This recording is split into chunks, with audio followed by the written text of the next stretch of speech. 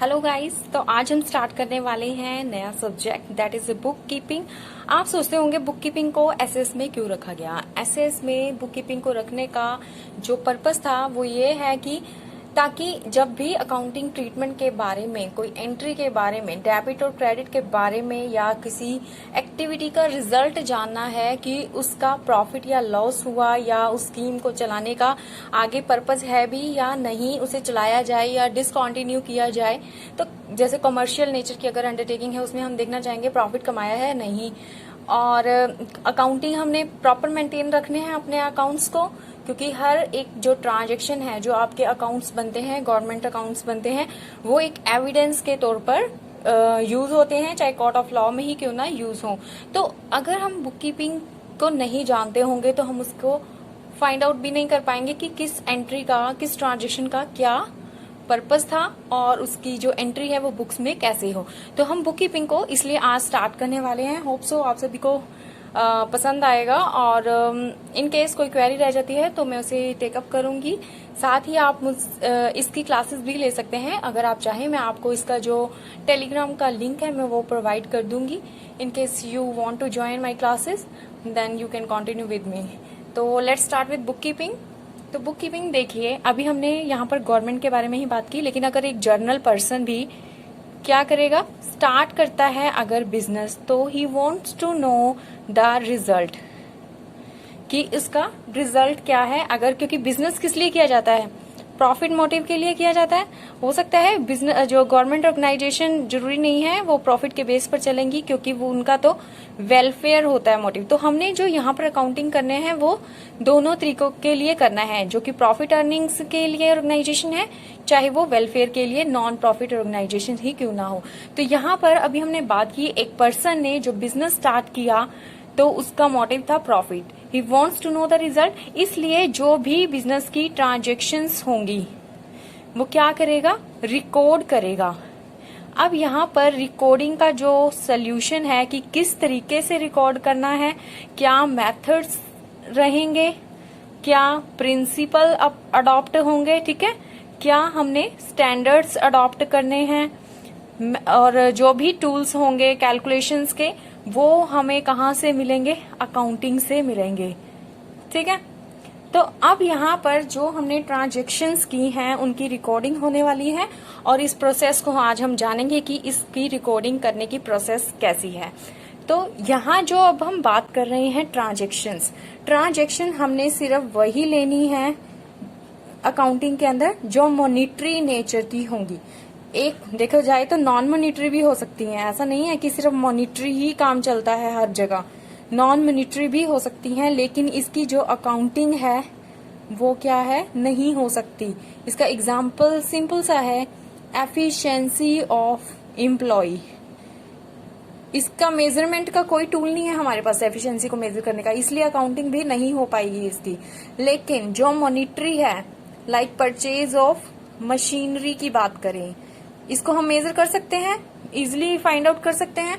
Like 1 lakh की अगर machinery लगी है तो इसमें मनी इन्वॉल्व है, तो जो मनी इन्वॉल्व होगी जहां जहां जिस ट्रांजेक्शन में, वो हमने क्या कर लेनी है, अकाउंटिंग उसकी कर लेनी है।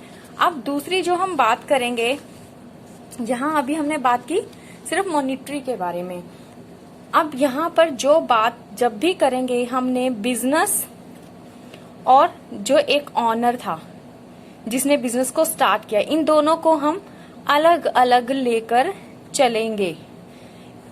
क्यों अलग अलग लेकर चलेंगे, क्योंकि बिजनेस एक सेपरेट एंटिटी मानकर चलते हैं हम, और एक ऑनर जो है वो अलग एंटिटी मानकर चलेंगे। अगर हम इन दोनों को मिक्स कर दें, मान लीजिए मिक्स कर दिया जाए, तो आप ही खुद सोचिए ना, ये ऑनर अपने सारे के सारे पर्सनल एक्सपेंडिचर इसमें से करता जाएगा, क्या हमें बिजनेस की ट्रू पोजीशन पता लग पाएगी कि बिजनेस ने एक्चुअल में क्या कमाया, नहीं पता लग सकती। तो इन केस अगर मान लीजिए कि हम जिस भी गुड्स में डील करते हैं, मान लीजिए वॉच में डील करते हैं, ठीक है, हमारा बिजनेस वॉचेस का है, अगर तो हमने वॉच के लिए मान लीजिए कोई इसके करेक्शन के लिए मान लीजिए या उसकी पॉलिशिंग के लिए कोई मशीन खरीदी है, ठीक है, तो ये तो होगी हमारी मॉनिटरी ट्रांजैक्शन जो बिजनेस से रिलेटेड है, इसकी हम रिकॉर्डिंग जरूर करेंगे अकाउंटिंग के अंदर। लेकिन अगर यही वॉच जो ऑनर है उसका सन ले गया, ठीक है, उसने अपने पर्सनल यूज के लिए सन ने एक वॉच ले ली उसमें से, क्या ये मॉनिटरी ट्रांजैक्शन है? यस है, क्योंकि मनी के फॉर्म में वॉच की वैल्यू तो है। अब इसको हम ट्रांजैक्शन को रिकॉर्ड तो करेंगे, लेकिन कैसे करेंगे वो भी हम आगे बताएंगे। लेकिन ये एक बिजनेस ट्रांजैक्शन तो नहीं है। क्या ये बिजनेस ट्रांजैक्शन है? नहीं, क्योंकि ये तो पर्सनल नेचर की है। तो जो भी चीजें पर्सनल नेचर की होंगी अकाउंट्स में, वो क्या करेंगे हम, जो बिजनेस ऑनर ने पैसा लगाया था उसमें से माइनस कर देते हैं। इसको हम पढ़ेंगे कि हमने कैसे इसको माइनस करके शो करना है। अभी फिलहाल के लिए इसे रहने देते हैं। सिर्फ हमने ये जानना है कि जो मॉनिटरी नेचर की होंगी और बिजनेस ट्रांजेक्शन्स होंगी उसी को हम रिकॉर्ड करेंगे, और जो सिर्फ बिजनेस से रिलेटेड होंगी हमारे लिए वो रेलेवेंट है। अब यहाँ पर हम स्टार्ट करते हैं अपनी अकाउंटिंग प्रोसेस को। जो अभी तक हम बात कर रहे हैं कि हमने रिकॉर्डिंग करनी है। अब रिकॉर्डिंग करने का तरीका क्या है? अब इसमें हमने जो फर्स्ट स्टेप देखना है वो क्या है? Number 1, identifying the monetary transactions and events. अब यहाँ ट्रांजैक्शन एंड इवेंट वर्ड लिखा हुआ है। इवेंट का मतलब ही यही है कि जिस काम को करने के लिए ट्रांजैक्शंस लगे हैं, लाइक मशीनरी इंस्टॉल होगी, इस मशीनरी को इंस्टॉल करने के लिए हमें क्या क्या करना पड़ा, उसमें कितनी मनी इन्वॉल्व थी, वो हो जाएंगी इसकी ट्रांजैक्शंस। तो ट्रांजैक्शन पहली क्या करनी पड़ी? मशीनरी ही परचेज करनी पड़ी। दूसरा क्या करना पड़ा? मशीनरी को बिल्डिंग तक लेके आए तो ट्रांसपोर्ट का खर्चा हुआ, इसमें भी मनी इन्वॉल्व है, इसमें भी मनी इन्वॉल्व है। सेकंड, मशीनरी जब बिल्डिंग तक तो आ गई, फैक्ट्री तक तो आ गई, लेकिन उसको इंस्टॉल भी तो करवाना पड़ेगा, इंस्टॉलेशन के चार्जेस भी लगेंगे। तो ये भी क्या है? मॉनिटरी ट्रांजैक्शंस है। और मशीनरी की इंस्टॉलेशन पूरा होना उसे हम इवेंट बोल देते हैं। तो यहाँ पर हमें ज्यादा इसमें कंफ्यूज नहीं होना, हमने यही देख के चलना है कि क्या मनी इन्वॉल्व है इन ट्रांजैक्शन में। यस, तो हमने आइडेंटिफाई, जो पहला स्टेप था वो अकाउंटिंग का कंप्लीट कर लिया। वो क्या था? आइडेंटिफाई करना ऐसी ट्रांजैक्शन जिनको हम मॉनिटरी नेचर की हैं, जो की ठीक है।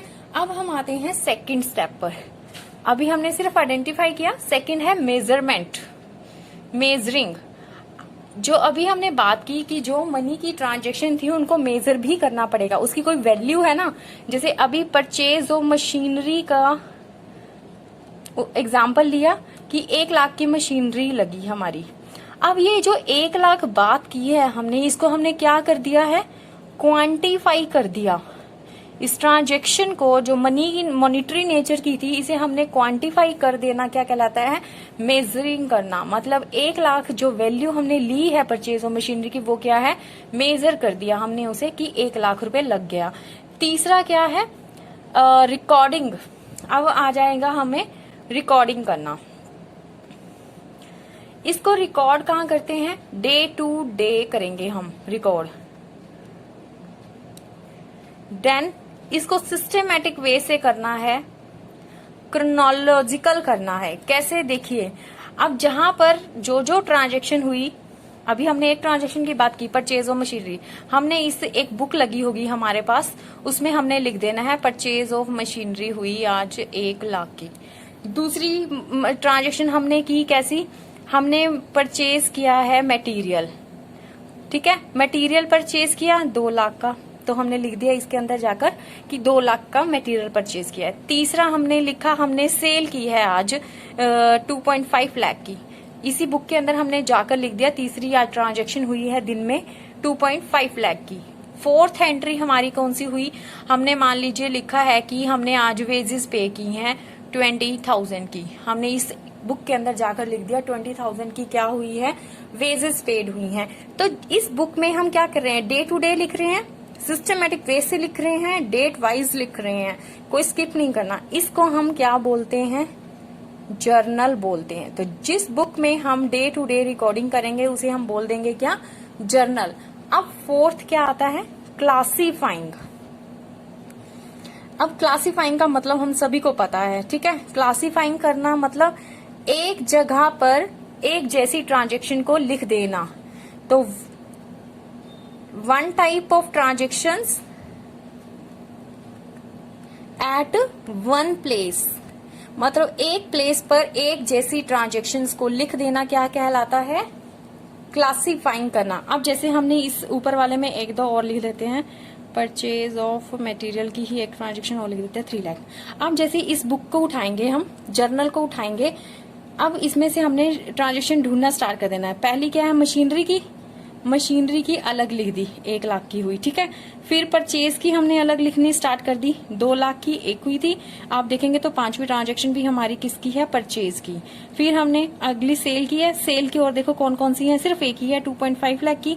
इसी तरह से वेजेस की है, इसमें भी वेजेस की कितनी है, 20,000।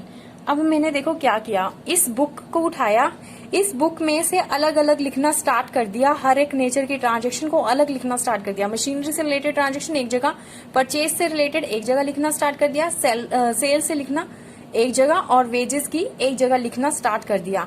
तो क्लासीफाइंग का मतलब है एक जैसी ट्रांजैक्शन को एक जगह पर लिख देना, और जिस फॉर्म में इसको लिखा जाता है, ठीक है, उसका फॉर्म, वैसे मैं आपको थोड़ा सा आइडिया दे देती हूँ कैसे लिखा जाता है। इसको हम बोलते हैं लेजर, इनको बोलेंगे जैसे machine ledger, purchase ledger, sale ledger, wages का लेजर। अब इसमें लेजर के लिए सबसे पहले यहाँ पर लिखा होता है डेट का कॉलम, किस डेट की एंट्री है, ठीक है, ये हो जाती है हमारी डेबिट साइड, दूसरी हो जाएगी क्रेडिट साइड। यहाँ पर डेट का, फिर यहाँ पर आता है जर्नल फोलियो, मतलब जर्नल का कौन सा नंबर था वो यहाँ पर आ जाएगा। फिर यहाँ अमाउंट का हो जाता है, फिर यहाँ पर फिर से डेट, इसको पर्टिकुलर बोल देते हैं, फिर से जर्नल का कॉलम आता है, फिर यहाँ पर अमाउंट आ जाता है। तो ये अभी हम आगे डिटेल में पढ़ेंगे, थोड़ा सा ओवरव्यू दे रही हूँ कि किस तरीके से अकाउंट बना होता है। एक साइड डेबिट होता है, दूसरी साइड क्रेडिट का कॉलम्स होंगे आपके पास। तो क्लासीफाइंग का सिंपल मीनिंग आपको समझ में आ गया होगा कि एक जैसी ट्रांजेक्शन एक जगह पर लिखना क्लासीफाइंग कहलाता है। अब जो नेक्स्ट स्टेप आता है अकाउंटिंग प्रोसेस में, वो आता है 5th, that is summarising. Summarising का मतलब ये आपको समझ में आ रहा है वैसे, कि समराइजिंग का मतलब है टोटल कर देना किसी चीज को, मतलब या उसकी चीज को ब्रीफ में बता देना किसी को।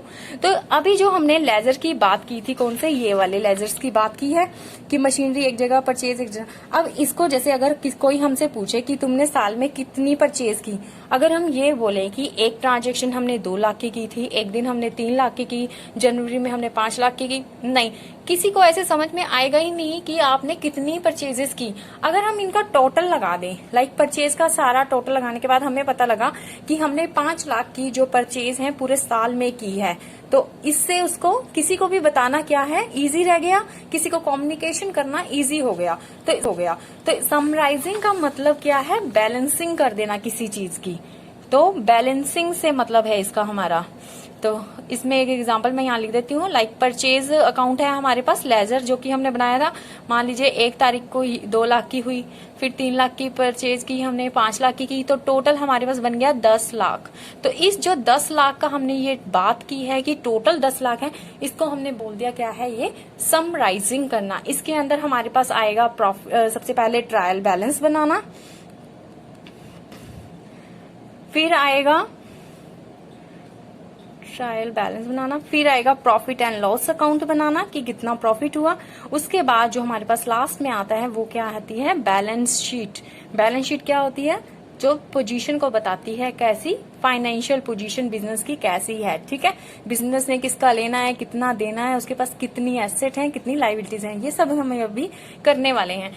अब इसके अंदर 3 स्टेप आएंगे जो कि हम, ये अलग अलग चैप्टर भी हैं, आप देखेंगे आपके सिलेबस में ये 3 चैप्टर्स अलग अलग शो हो रहे होंगे। और ये राइजिंग के बाद आएगा एनालिसिस एंड इंटरप्रिटेशन। अब हमने यहाँ पर सब बना लिया, प्रॉफिट एंड लॉस अकाउंट बना लिया, बैलेंस शीट बना ली कि कितना किसका देना है, कितना लेना है। अब हमें इसका करना है एनालिसिस। मतलब एनालिसिस का मतलब आप खुद ही सोचो, अगर प्रॉफिट हुआ है तो उसके पीछे की जानकारी निकालना कि प्रॉफिट का राइज हो रहा है, इसका रीजन क्या है। उसके बाद एनालिसिस और इंटरप्रिटेशन में जैसे मान लीजिए कोई डिसीजन लेना है, तो सारे के सारे जो रेशियोज निकालेंगे कि क्या हमें बिजनेस को आगे बढ़ाना है या नहीं बढ़ाना, ठीक है, कोई प्लांट को बंद करना है या नहीं करना। तो एनालिसिस सिर्फ अकाउंटिंग डाटा तैयार कर लेना मतलब नहीं है, उसको प्रॉपरली एनालाइज करके सिचुएशन को इंटरप्रेट करना है कि कैसे चल रहा है हमारा बिजनेस। उसके बाद जो 7th स्टेप आएगा वो है कम्युनिकेशन। अभी हमने इंटरप्रिटेशन तक कर लिया, सारे रिजल्ट निकाल लिए, उसके पीछे का रीजन भी जान लिया। अब हमने कम्युनिकेट करना है। जैसे ही आपने देखा होगा कि बैलेंस शीट पब्लिक की जाती हैं, किसके थ्रू, न्यूज़पेपर पे होती हैं या उनकी साइट पर आप देखेंगे अलग अलग कंपनी की आपको प्रॉफिट एंड लॉस अकाउंट और स्टेटमेंट्स काफी टाइप की मिल जाएंगी। तो इसका मतलब वो क्या है, वो कम्युनिकेट कर रहे हैं अपने यूजर को। तो यूजर को कम्युनिकेट किया जाता है। यूजर कौन हो सकते हैं, आप खुद ही देखिए, अगर बिजनेस चल रहा है उसके यूजर कौन है, इंटरनल हो सकते हैं और एक्सटर्नल हो सकते हैं। इंटरनल में कौन होगा, अब ये जो डाटा बनाया वो किसके लिए यूजफुल है, इंटरनल कौन था, ओनर के लिए यूजफुल होगा। क्यों नहीं होगा, क्योंकि उसने बिजनेस किया, वो तो खुद ही जानना चाहेगा ना कि उसे प्रॉफिट हुआ, लॉस हुआ, पोजीशन क्या है। उसके बाद इम्प्लॉइज, बेशक से, क्योंकि देखिए एम्प्लॉइज को क्या मिलना है, सैलरी मिलनी है। अगर बिजनेस ही नहीं चलेगा तो सैलरी तो मिलने से रही, बोनस मिलना है वो भी नहीं मिलेगा, सिक्योरिटीज, इतनी सारी अमेनिटीज मिलती हैं वो भी किस बेस पर मिलेंगी अगर बिजनेस आपका अच्छा चल रहा होगा। तो एम्प्लॉइज, ये जो डाटा है वो कम्युनिकेट करता है इन यूजर्स को कि कैसा चल रहा है पोजीशन और आपके क्या प्रोस्पेक्ट है आगे। इसी तरह से जो मैनेजमेंट है, मैनेजमेंट अगर हम कहें बात कि मैनेजमेंट बहुत अच्छी है इस बिजनेस की, तो वो कैसे पता लगेगा, अगर अकाउंटिंग रिजल्ट कैसे होंगे, अच्छे होंगे, आपकी जो बिजनेस अच्छा चल रहा होगा। और वो सारी चीजें हमें किससे पता लगती है, जो आगे या पहले अभी हमने रिकॉर्डिंग की बात की, रिकॉर्डिंग के बाद हमने जो रिजल्ट निकाले, एनालिसिस किया, उसके बेस पर ही पता लगेगा। और एक्सटर्नल यूजर में आप देखिए कौन कौन हो सकता है, गवर्नमेंट हो सकती है। गवर्नमेंट को क्या मतलब है आपके बिजनेस से, उसने लेना है आपसे क्या, टैक्स लेना है। तो टैक्स की वसूली के लिए आपके जो प्रॉफिट एंड लॉस अकाउंट में क्या प्रॉफिट या लॉस है, वो बेस बनाकर गवर्नमेंट क्या ले लेती है, टैक्स ले लेती है। इसी तरह से कोई रेगुलेशंस हैं, अभी मैंने बात किया था ना कि आपके जो अकाउंट्स हैं वो एविडेंस है कि आप क्या कर रहे हैं, क्या नहीं कर रहे। तो रेगुलेशंस हैं कोई जिसको आपने फुलफिल नहीं किया है, वो भी कहाँ से पता लगेंगी, आपके अकाउंट से ही पता लगती हैं। तो ये थी हमारी क्या, अकाउंटिंग प्रोसेस।